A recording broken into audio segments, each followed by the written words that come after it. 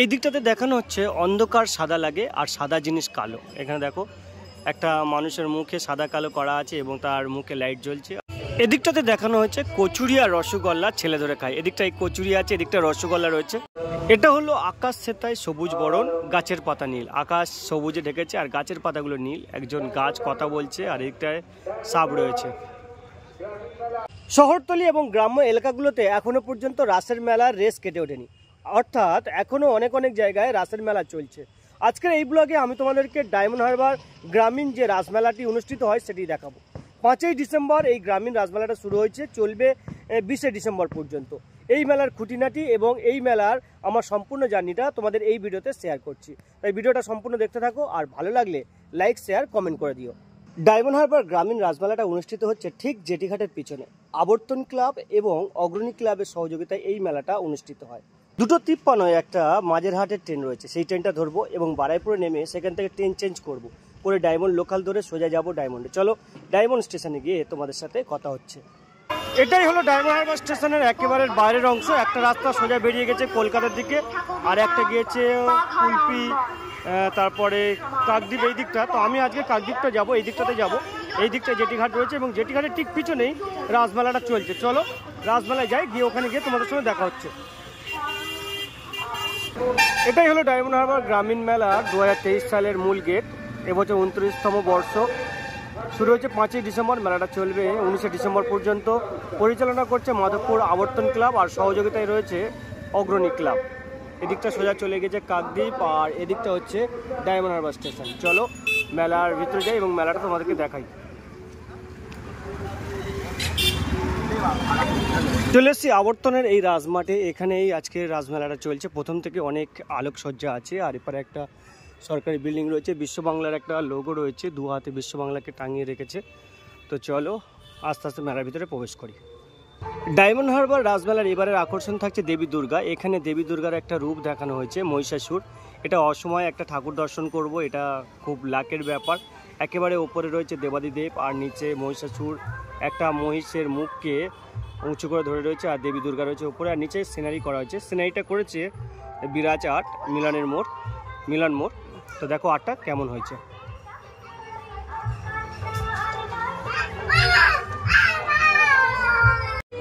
এই আর্টটাও বিরাজ আর্টের পক্ষ থেকে করা হয়েছে। নিচে গ্রাম্য পরিবেশ দেখানো হচ্ছে, কল থেকে জল ভরা, বাচ্চারা যেভাবে জল নেয় আর গরুর গাড়ি যাচ্ছে সাথে সামনে রয়েছে বাদ্য। নিচে এদিকটাতে বাচ্চারা নৌকা চালাচ্ছে, শালিক ফুল তুলছে আর একদম উপরে দেবাদিদেব মহাদেব রয়েছে আর কৃষ্ণকালীর একটা রূপ এখানে দেখানো হয়েছে। চলো এদিকটাতে প্রচুর ভালো ভালো সিনারি হয়েছে, চলমান বিভিন্ন রকম সং দেখানো হয়েছে, সেগুলো তোমাদেরকে একটা একটা করে দেখাই। এক যে আছে মজার দেশ, সব রকমের ভালো, রাত্রিতে বেজায় রোদ, দিনে চাঁদের আলো। এই সমস্ত মডেলটা অর্থাৎ এই যে চলমান মডেল, এটা তৈরি করেছে মা কালী অটোমেটিক মডেল ঘর, শিল্পী অনিল হালদার ও বুদ্ধিশ্বর নস্কর, রামবাটি গোপালনগর। আর খুব সুন্দরভাবে মডেলগুলোকে তুলে ধরা হয়েছে। সমস্ত মডেলটা তোমাদেরকে দেখাই, দেখো। ছোটবেলায় আমরা যে মজার দেশ পড়েছিলাম সেই মজার দেশটাই মূলত এখানে তুলে ধরা হয়েছে। গোপালনগর রামবাটির শিল্পী মা কালী মডেল ঘর, তারা এই ব্যাপারটাকে সম্পূর্ণ রূপ দিয়েছে। এদিকটাতে রয়েছে মজার দেশের কথা বলবো কত আর, চোখ খুললে যায় না দেখা, মুতলে পরিষ্কার। তো দেখো এদিকটাতে দেখানো হচ্ছে জিলেপি সে তেড়ে আসে কামড় দিতে চায়। এই ছোটোবেলায় যে ছড়াটা ছিল, জিলাপি কামড় দিতে চায় বাচ্চাদের, সেটা এখানে দেখানো হচ্ছে। এদিকটাতে দেখানো হচ্ছে কচুরি আর রসগোল্লা ছেলে ধরে খায়। এদিকটায় কচুরি আছে, এদিকটা রসগোল্লা রয়েছে, তারা ছেলে ধরে খাচ্ছে। এদিকটাতে দেখানো হচ্ছে ডাঙায় ভাসে নৌকা আর জলে চলে ছোট গাড়ি। দেখো কি সুন্দরভাবে এটাকে সাজানো হয়েছে।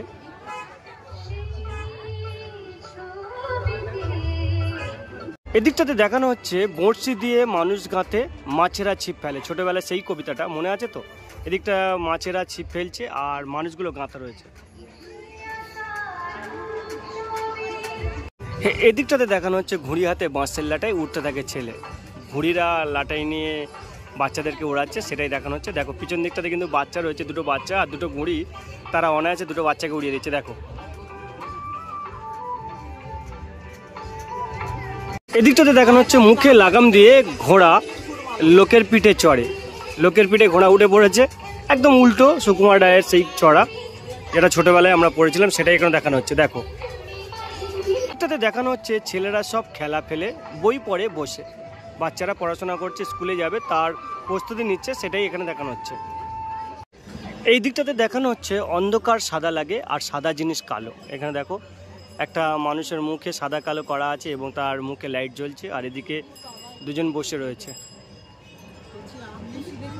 এদিকটাতে দেখাচ্ছে মন্ডা মিঠাই তেতো সেতা ওষুধ লাগে ভালো। এখানে মন্ডা মিঠাই অর্থাৎ মিষ্টিটা তেতো আর ওষুধটাই মিষ্টি, এমনটাই দেখানো হচ্ছে।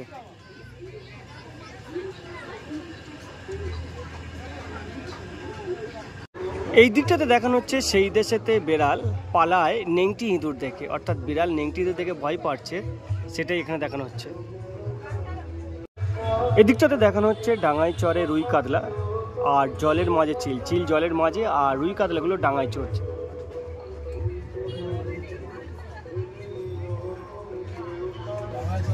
এটা হলো আকাশ সেতায় সবুজ বরণ, গাছের পাতা নীল। আকাশ সবুজে ঢেকেছে আর গাছের পাতাগুলো নীল। একজন গাছ কথা বলছে আর এদিকটায় সাপ রয়েছে।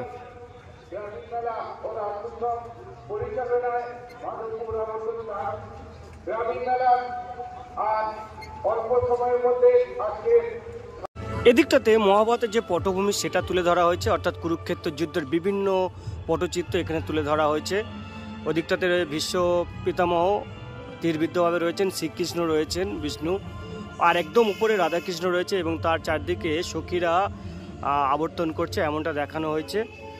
আর এই মডেলটা আমি তোমাদেরকে দেখিয়েছিলাম মথুরাপুরে যে লক্ষ্মী পূজা হয়, লক্ষ্মী পূজার এই থিমটা ছিল, সেটাই এখানে আনা হয়েছে। মিলন মোড়ের বিরাজ আর্ট তারা এই ব্যাপারটাকে খুব সুন্দরভাবে দেখাচ্ছে। দেখো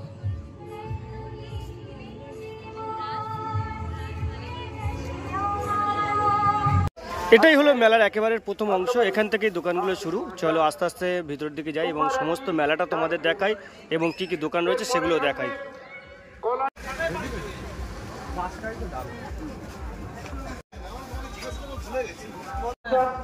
গ্রামীণ মেলা উপলক্ষে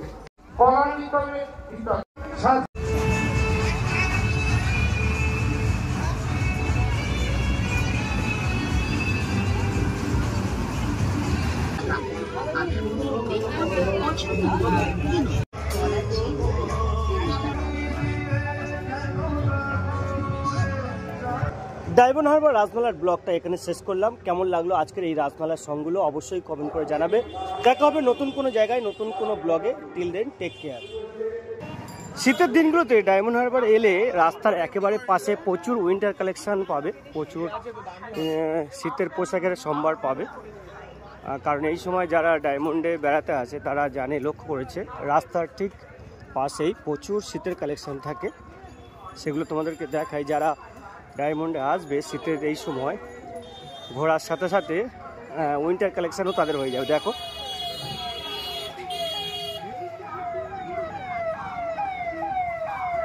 প্রচুর দোকান বসে এই সময়,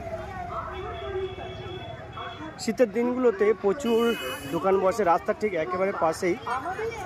হুডি থেকে শুরু করে বিভিন্ন ক্যাপ, শীতের বিভিন্ন পোশাক কম দামে সহজ এবং সুলভ মূল্যে পাওয়া যায়। এটা ঠিক স্টেশনের খুব কাছেই, রাস্তা ঠিক দুপাশে প্রচুর কালেকশন থাকে। তো কোনো একদিন সন্ধ্যাবেলায় যদি এদিকটাতে আসো অবশ্যই এই দোকানগুলো ভিজিট করে যেতে পারো।